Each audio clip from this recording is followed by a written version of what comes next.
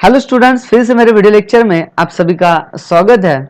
अगर आपने मेरे चैनल को अभी तक सब्सक्राइब नहीं किया है तो प्लीज़ सब्सक्राइब बटन दबा के मेरे चैनल को सब्सक्राइब कर लेना। बच्चों, आज के वीडियो लेक्चर का हमारा टॉपिक क्या है? तो देखिए बच्चों, इस साल के लिए महाराष्ट्र स्टेट बोर्ड ने आपके लिए क्वेश्चन बैंक प्रोवाइड किया है, राइट। और इस क्वेश्चन बैंक में जितने भी न्यूमेरिकल्स है, ए टू जेड न्यूमेरिकल्स, इन्हीं न्यूमेरिकल्स को आज के लेक्चर में हम सॉल्व करने वाले हैं। So friends, let's see without wasting a time. Okay student, तो सबसे पहले सॉल्व करते हैं numericals from chapter number 1 solid state. Okay, तो देखिए सबसे पहले लेते हैं क्वेश्चन नंबर 9। तो देखिए क्वेश्चन नंबर 9 क्या है? If the total volume of a simple cubic unit cell is 6.87 into 10 to the power minus 23 centimeter cube, right? What is the volume occupied by particles in unit cell? तो देखिए बच्चों, इस question में आपको क्या दिया है? तो देखिए इस क्वेश्चन में आपके पास एक सिंपल क्यूबिक यूनिट सेल है। क्या है आपके पास? एक सिंपल क्यूबिक यूनिट सेल है, ठीक है। और इस सिंपल क्यूबिक यूनिट सेल का टोटल वॉल्यूम कितना दिया उन्होंने? 6.87 into 10 to the power minus 23 centimetre cube, right. और आगे जाके उन्होंने क्या बोला है? What is the volume occupied by particles in unit cell, right ना। तो यहां पे आपको क्या निकालना है? वॉल्यूम निकालना है। किसका? पार्टिकल्स का। मतलब जितने भी सिंपल क्यूबिक यूनिट सेल में पार्टिकल्स प्रेजेंट है, ये पार्टिकल्स कितना वॉल्यूम ऑक्युपाई कर रहे हैं, ये आपको निकालना। तो बच्चों, जब भी आप प्रॉब्लम सॉल्व करेंगे ना, तो सबसे पहले आपको गिवन मेंशन करके लेना है, ठीक है। तो देखिए बच्चों, यहाँ पे गिवन क्या है? क्या है गिवन? यहाँ पे आपके पास यहाँ पे दिया है total volume of simple cubic unit cell, right ना। क्या दिया है यहाँ पे? Total volume of cubic unit cell. कितना है ये वॉल्यूम?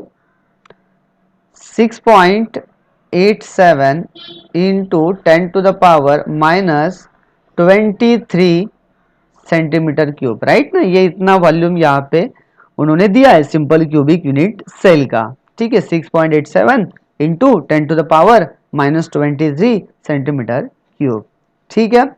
इसके अलावा आपके पास दूसरा गिवन नहीं है, ठीक है। अब गिवन के बाद आपको क्या लिखना है? To find. आपको क्या फाइंड आउट करना है?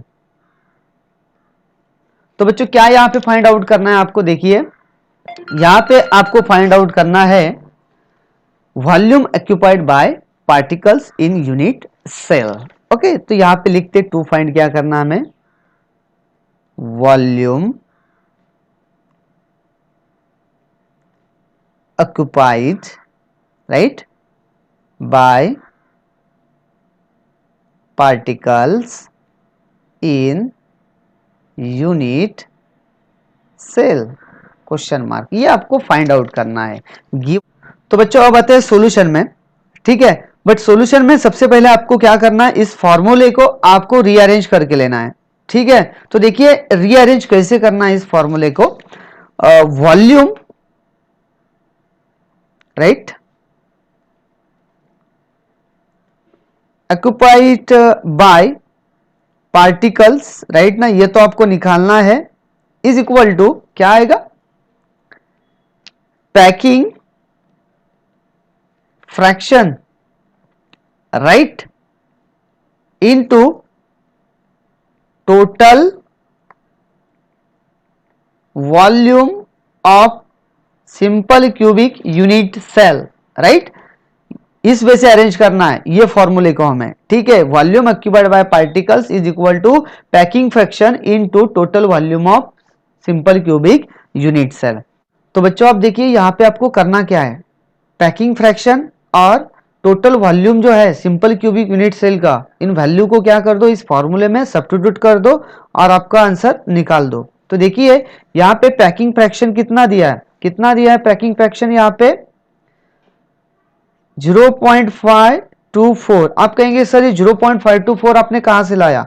तो बच्चों देखिए यहाँ पे पैकिंग फ्रैक्शन के बारे में मैं बात कर रहा हूं। किसका packing fraction? Simple cubic unit cell का।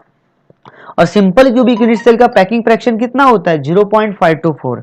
ठीक है। और टोटल वॉल्यूम तो यहाँ पे गिवन दिया है, कितना ही है? 6.87 इंटू 10⁻⁻23 सेंटीमीटर क्यूब। इसे सॉल्व करने के बाद आपका जो आंसर आएगा ये कितना रहेगा? 3.57 इंटू 10⁻⁻23 सेंटीमीटर क्यूब। सॉल्व करके आप देख सकते हैं इसका आंसर कितना आने वाला है? 3.57 into 10⁻⁻23 centimetre cube and it is your final answer.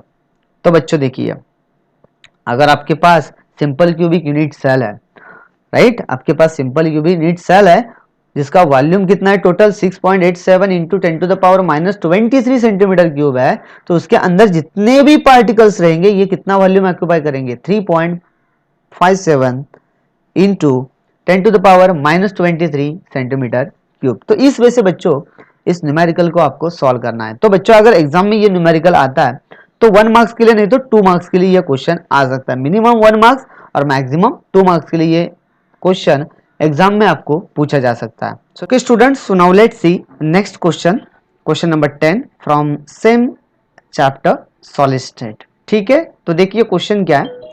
The number of octahedral ovoids are formed 0.5 mole of a compound forming SCP structure। तो देखिए बच्चों, ये जो क्वेश्चन है ये मैक्सिमम आपको 1 मार्क्स के लिए पूछा जा सकता है, उससे ज्यादा नहीं और कम भी नहीं। ठीक है, तो देखिए क्वेश्चन सिंपल है, आपको क्या करना है देखिए। तो देखिए यहाँ पे पहले क्या बोला है उन्होंने, the number of octahedral ovoids are formed 0.5 mole of A compound forming SCP structure. तो देखिए बच्चों यहां पे आपके पास 0.5 मोल ऑफ ए कंपाउंड है। कितना मोल? 0.5 मोल ऑफ ए कंपाउंड है और ये एससीपी स्ट्रक्चर फॉर्म कर रहा है। कौन सा स्ट्रक्चर फॉर्म कर रहा है? SCP structure. ठीक है, और आपको यहाँ पे क्या निकालना है? Number of octahedral voids. तो इस कंपाउंड में नंबर ऑफ ऑक्टाहेड्रल ओवाइड्स कितने प्रेजेंट हो सकते हैं ये आपको निकालना है। क्वेश्चन इजी है। तो देखिए सबसे पहले आपको यहाँ पे करना क्या है, ये जो आपको 0.5 मोल ऑफ ए कंपाउंड्स दिख रहे हैं ना, इनका कन्वर्जन आपको नंबर ऑफ एटम्स में करना है। इन शॉर्ट देखिए 0.5 मोल आपके पास अगर कंपाउंड होता है तो आपके पास कितने एटम्स प्रेजेंट है ये आपको निकालना है। तो देखिए आपने 11th में स्टडी किया है, अगर आपके पास 1 मोल ऑफ कंपाउंड है, कितना मोल? 1 मोल ऑफ अगर आपके पास कंपाउंड प्रेजेंट होता है तो उसमें नंबर ऑफ एटम्स कितने होते हैं?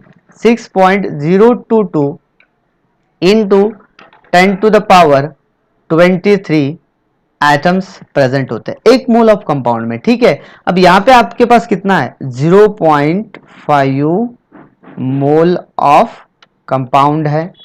कितना मोल है? 0.5 मोल कंपाउंड। तो इसमें कितना रहेगा?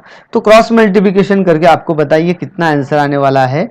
0.5 right mole into 6.022 into 10⁻23 atoms, right, divided by 1 mole. So mole mole cancel, क्या बचा यहाँ पे? एटम्स। सो 0.5 इंटू 6.022, राइट ना, 0.5 इंटू 6.022 इंटू 10⁻23 कितना बनेगा ये? 3.011 इंटू 10⁻23 एटम्स। तो बच्चों 0.5 मोल कंपाउंड में कितने एटम्स प्रेजेंट होते हैं? 3.011 इंटू 10⁻23 एटम्स। ठीक है, आपको यहाँ पे निकालना क्या है? Number of octahedral voids. तो बच्चों देखिए नंबर ऑफ ऑक्टाहेड्रल ओवाइड्स क्या होता है? Number of, okay, number of octahedral ovoids are always equal to number of atoms. तो देखिए बच्चों, यहाँ पे आपके पास 0.5 मोल कंपाउंड है, एससीपी स्ट्रक्चर फॉर्म कर रहा है और बोला है नंबर ऑफ ऑक्टाहेड्रल ओवाइड्स कितना फॉर्म करेगा। तो नंबर ऑफ ऑक्टाहेड्रल ओवाइड्स कितना होता है, always equal to number of atoms. तो यहाँ पे 0.5 मोल ऑफ कंपाउंड में कितने आइटम्स प्रेजेंट है, 3.011 into 10 to the power 23 items है, राइट ना। तो number of octahedral voids is equal to क्या बनेगा, 3.011 इंटू 10 टू द पावर 23। तो आपका आंसर क्या आया यहाँ पे, 3.011 इंटू 10 टू द पावर 23। तो 0.5 मोल ऑफ कंपाउंड जब एससीपी स्ट्रक्चर फॉर्म करता है तो उसमें नंबर ऑफ ऑक्टाहेड्रल ओवाइड्स कितने रहेंगे, 3.011 इंटू 10 टू द पावर 23। ठीक है। तो बच्चों देखिए, अगर यहाँ पे नंबर ऑफ टेट्राहेड्रल ओवाइड्स निकालने को बोला होता तो आपको क्या करना पड़ता है यहाँ पे। तो देखिए, number of tetrahedral ovoids is always twice of number of atoms, right ना, twice of number of atoms। तो यहाँ पे नंबर ऑफ एटम्स कितने हैं, 3.011 इंटू 10 टू द पावर 23। तो इसका आंसर कितना आएगा, 6.022 इंटू 10 टू द पावर 23। तो नंबर ऑफ टेट्राहेड्रल ओवाइड्स कितने प्रेजेंट रहते हैं, 0.5 मोल ऑफ कंपाउंड में 6.022 इंटू 10 टू द पावर 23। और नंबर ऑफ ऑक्टाहेड्रल ओवाइड्स कितने प्रेजेंट रहते हैं, 3.011 इंटू 10 टू द पावर 23। तो देखिए बच्चों, इस टाइप का अगर एग्जाम में आपको क्वेश्चन पूछा जाता है, ओके, तो जस्ट आपको क्या करना है, जो आपके पास नंबर ऑफ मोल है उसे नंबर ऑफ आइटम्स में कन्वर्ट कर दो, जितना भी मोल हो उसे नंबर ऑफ आइटम्स में कन्वर्ट करना है। और आपको ये रिलेशन पता होना चाहिए, number of octahedral voids is always equal to number of items and number of tetrahedral voids is always equal to twice of number of items. ये फॉर्मूले को आपको याद रखना है और इस टाइप के क्वेश्चन को सॉल्व करना है, ठीक है।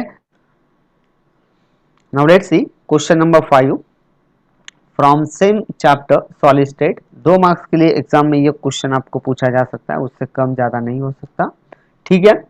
देखिए क्वेश्चन क्या है, calculate number of unit cells in 0.3 gram of a species having a density of 8.5 gram per cm cube and unit cell edge length is 3.25 into 10 to the power -8 centimetre, ठीक है।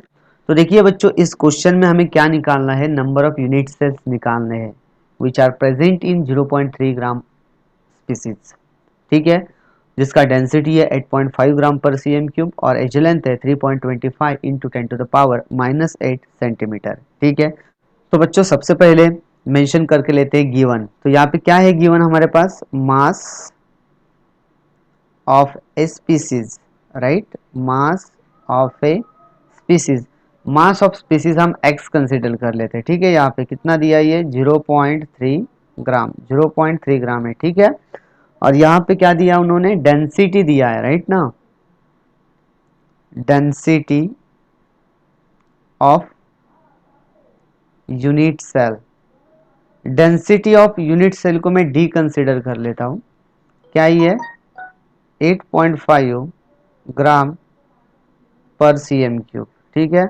Density के बाद यहाँ पे उन्होंने as length दिया है, right, edge length of unit cell,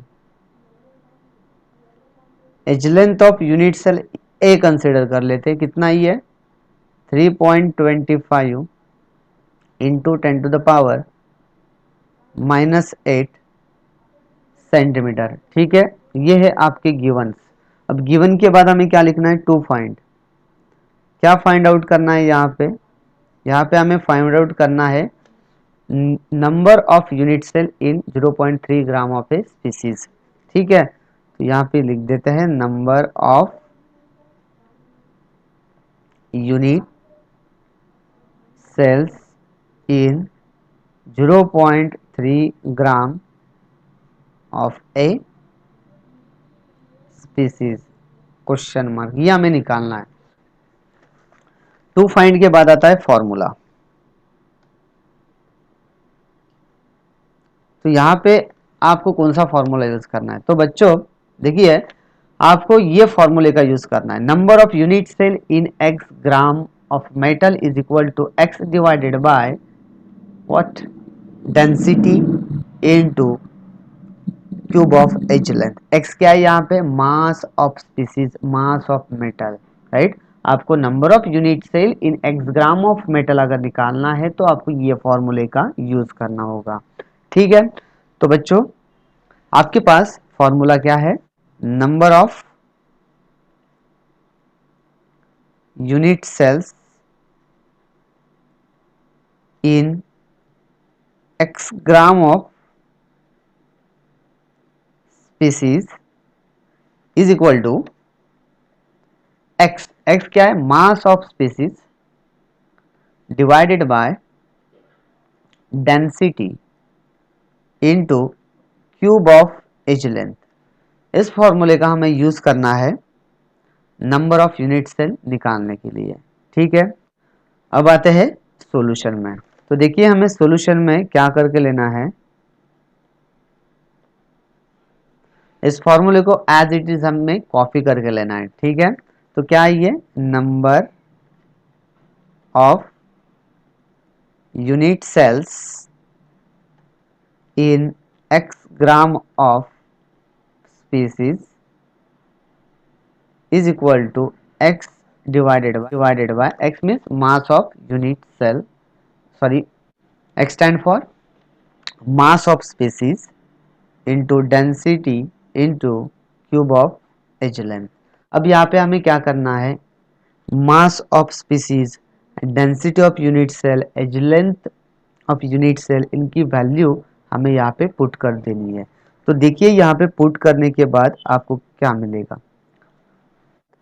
x है आपका 0.3 ग्राम, ठीक है। देन डेंसिटी कितना है 8.5, राइट ना, gram per CM cube, into edge length कितना है 3.25 इंटू 10⁻⁻8 सेंटीमीटर, इसका क्यूब है, ठीक है। अब देखिए बच्चों हमें क्या करना है, इस टर्म को सॉल्व करके लेना है, ठीक है। तो देखिए क्या आएगा यहाँ पे 0.3 gram clear divide by 8.5 gram per CM cube into 3.25 का क्यूब इंटू 10⁻⁻8 है, तो ये क्या बन जाएगा 10⁻⁻24, और ये जो सेंटीमीटर यूनिट था ये सेंटीमीटर क्यूब बन जाएगा इस टर्म को सॉल्व करने के बाद, ठीक है। अब देखिए बच्चों आगे हमें क्या करना है, यूनिट्स को कैंसिल करना है। जो यूनिट्स कैंसिल हो सकते हैं उन्हीं को हमें क्या करना है, कैंसिल करना है, ठीक है। तो देखिए ये ग्राम ग्राम यहाँ पे कैंसिल होगा, ये सेंटीमीटर क्यूब कैंसिल होगा। तो यहाँ पे अगर आप देखेंगे तो यहाँ पे अभी यूनिट बचा नहीं है, ठीक है, यहाँ पे यूनिट बचा नहीं है, तो आपका जो फाइनल आंसर आएगा उसके साथ यूनिट नहीं रहेगा। Is that clear? ओके। अब देखिए आगे क्या करना है हमें, देखिए आगे हमें ये जो नीचे वाला टर्म है ना इसे हमें सॉल्व करके लेना है सबसे पहले with the help of log book. Exam में लॉग बुक अलाउड है, कैलकुलेटर अलाउड नहीं है, तो लॉग बुक के हेल्प से मैं आपको ये टर्म को सॉल्व करके देता हूँ, ठीक है। देखिए यहाँ पे पहला आपका फिगर कौन सा 8.5, तो यहाँ पे आपको क्या करना है 8.5 का लॉग निकालना है। तो सबसे पहले लेते हैं यहाँ पे कैरेक्टरिस्टिक, ठीक है, ये कैरेक्टरिस्टिक आएगा 0, राइट। अब देखिए कैरेक्टरिस्टिक कैसे निकालना है, देन लॉग कैसे निकालना है, एंटी लॉग कैसे निकालना है, ये मैं डिटेल में आपको यहाँ पे एक्सप्लेन करने वाला नहीं तो वीडियो लंबा खींच सकता है, ठीक है। तो यहाँ पे मैं शॉर्टकट में आपको बताने वाला हूँ। तो यहाँ पे 8.5 का कैरेक्टरिस्टिक आपका 0 है, ठीक है। अब क्या करना हमें 85 का 0 में देखना है। जब आप 85 का 0 में देखते हैं तो नंबर आता है 9294, ठीक है। अब ये लॉग है किसका 8.5 का।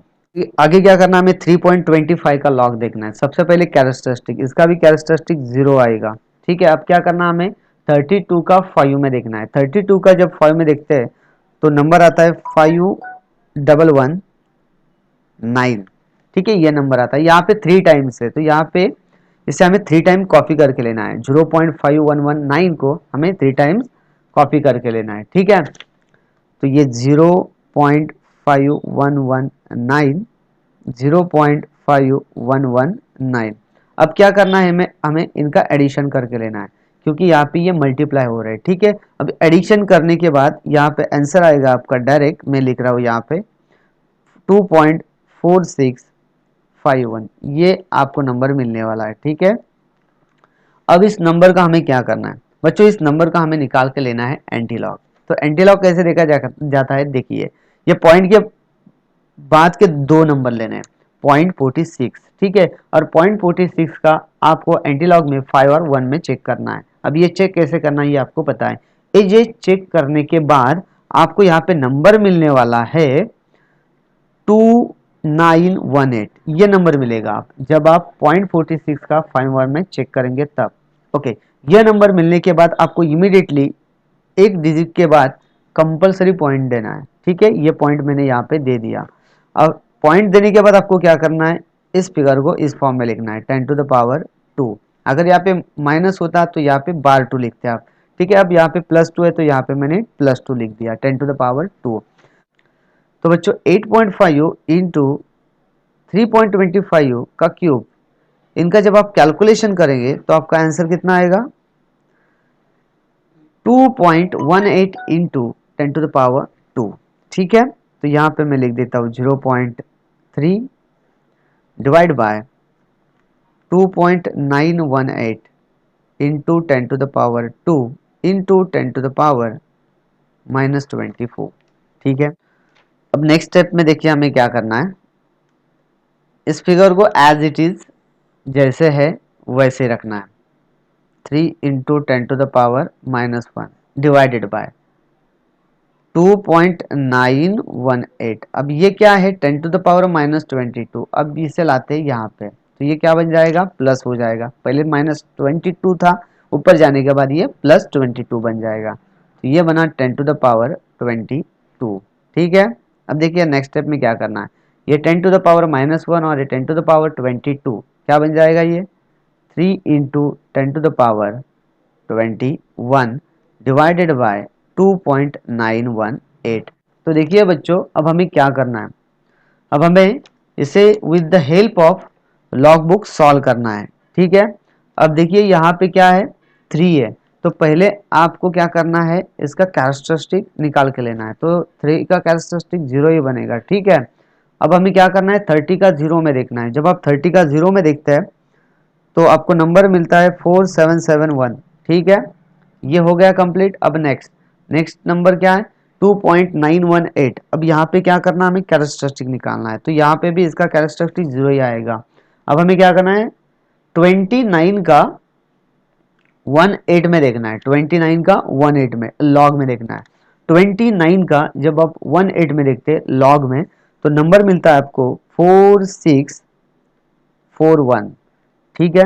तो अब देखिए बच्चों हमें क्या करना है, यहाँ पे सब्ट्रैक्शन करना है, ठीक है, क्योंकि यहाँ पे ये डिवाइड है दो टर्म्स। अभी सब्ट्रैक्शन करने के बाद यहाँ पे आपको फिगर मिलेगा 0.0130, ये आपको फिगर मिलने वाला है। अब देखिए बच्चों हमें इस फिगर का क्या करना है, 0.0130। तो इस फिगर का हमें एंटीलॉग देखना है। तो एंटीलॉग कैसे देखा जाएगा, 0.01 का, राइट ना, 0.01 का आपको 30 में चेक करना है। 0.01 का आपको 30 में चेक करना है। 0.01 का 30 में जब आप एंटीलॉग चेक करते हैं तो आपको नंबर मिलेगा 1030, ठीक है। अब यहाँ पे हमें कंपलसरी पॉइंट देना है। अब देखिए बच्चों यहाँ पे क्या है, 0 है, तो 10 टू द पावर 0 लिखने की जरूरत नहीं है। हाँ, यहाँ पे 10 टू द पावर 2 होता तो मैं यहाँ पे 10 टू द पावर 2 लिखता। यहाँ पे 10 टू द पावर बार 2 होता तो यहाँ पे मैं 10 टू द पावर बार 2 लिखता, ठीक है। तो यहाँ पे 10 टू द पावर 0 है तो यहाँ पे 10 टू द पावर 0 लिखने की जरूरत नहीं है, ठीक है। तो 3 डिवाइडेड बाय 2.918 करने के बाद हमें ये नंबर मिलेगा 1.030, और यहाँ पे ये आपका है 10 to the power 21। It is your final answer, ठीक है। तो बच्चों इस वजह से हमें इस प्रॉब्लम को सॉल्व करना है। Now let's see question number 6। देखिए क्वेश्चन क्या है, a compound crystallises in BCC structure. एक कंपाउंड है जो बीसीसी स्ट्रक्चर में क्रिस्टलाइज हो रहा है।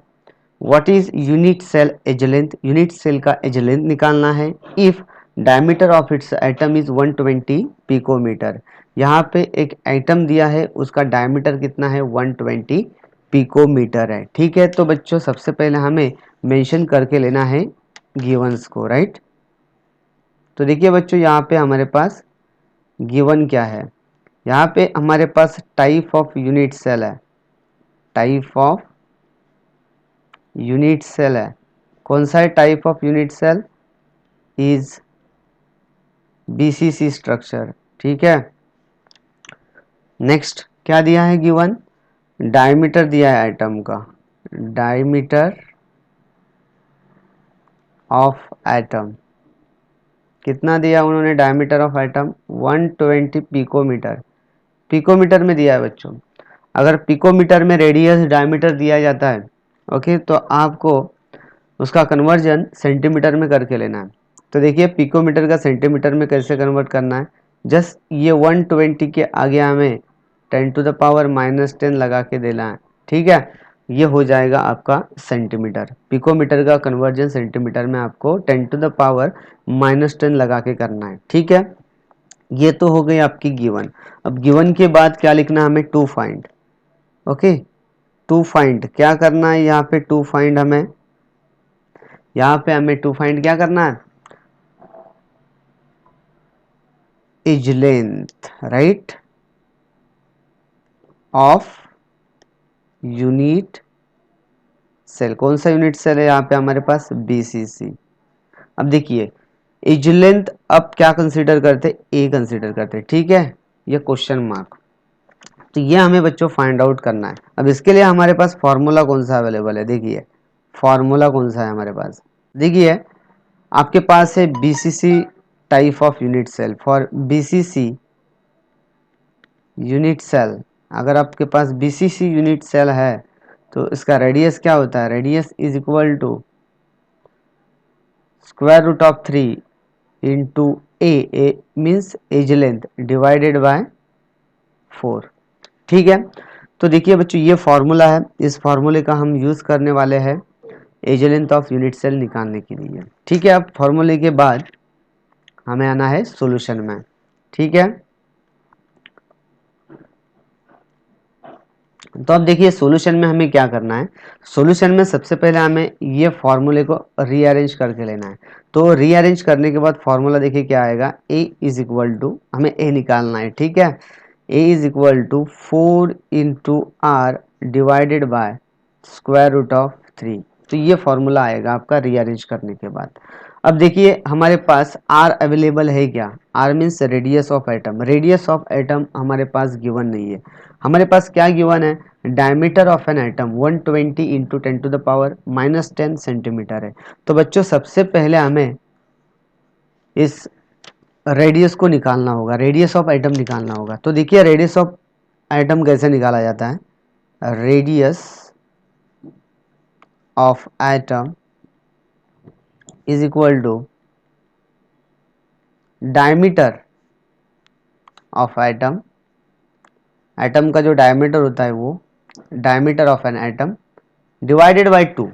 ठीक है, तो बच्चों जब आपको डायमीटर दिया होगा और डायमीटर का कन्वर्जन आपको रेडियस में करना है तो आपको इस फॉर्मूले का यूज करना है। ठीक है, तब देखिए यहाँ पे डायमीटर कितना है हमारे पास 120 into 10 to the power -10 centimetre divided by 2।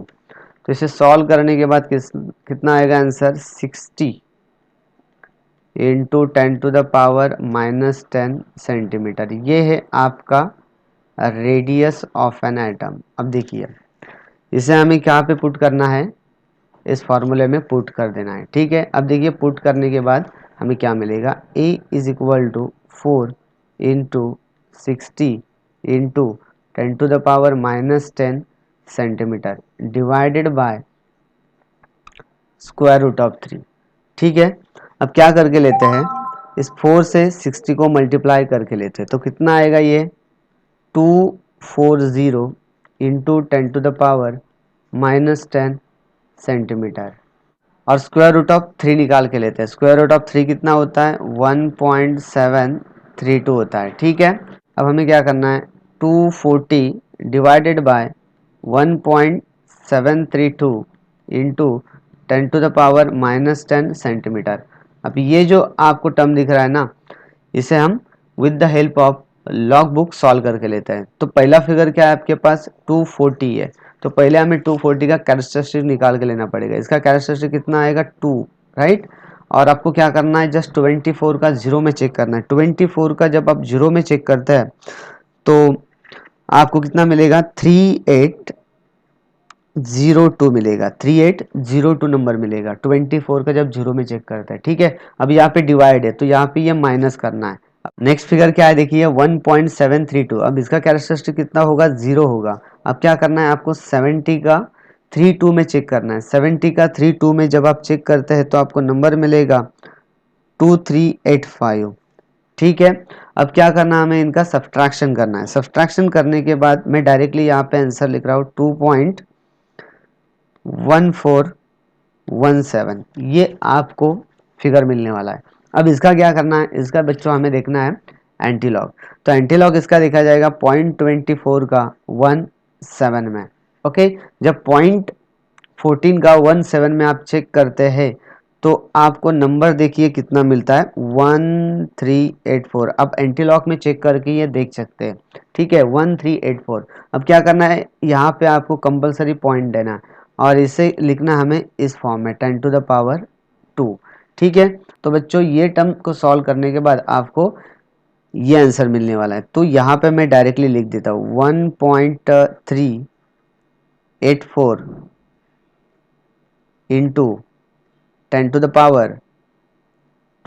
और ये आपका क्या है? 10⁻−10। ठीक है, अब ये 10⁻² और 10⁻−10, ओके, इसे सॉल्व करने के बाद क्या मिलेगा हमें? 10⁻−8 सेंटीमीटर। ओके, तो बच्चों ये है आपका आंसर सेंटीमीटर में। अब आपको क्या करना है? इसे पिकोमीटर में कन्वर्ट करना है। तो पिकोमीटर में कन्वर्ट करने के लिए क्या करना पड़ेगा? 1.384 इंटू 10⁻−8 इंटू 10⁻10 पिकोमीटर। सेंटीमीटर का अगर पिकोमीटर में आपको कन्वर्ट करना है तो 10⁻10 लगा देने का। अब देखिए 1.384 इंटू 10⁻−10 और 10⁻2 कितना बचेगा यहाँ पे? 10⁻2 पिकोमीटर। अब ये 10⁻2 को हमें यहाँ से हटाना है तो इस पॉइंट को मुझे क्या करना पड़ेगा? शिफ्ट करना पड़ेगा 2 डिजिट राइट साइड पे। तो ये नंबर बन जाएगा 138.4 picometre. So it is your what? Edge length of unit cell. कितना आया आंसर? 138.4। तो बच्चों इस वजह से इस प्रॉब्लम को हमें सॉल्व करना है।